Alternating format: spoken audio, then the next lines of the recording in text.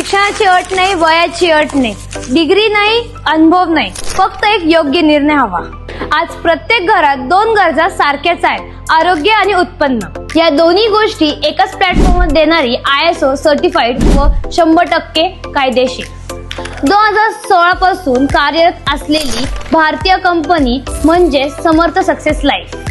समर्थ success life म्हणजेच एक complete आयुर्वेदिक health ecosystem.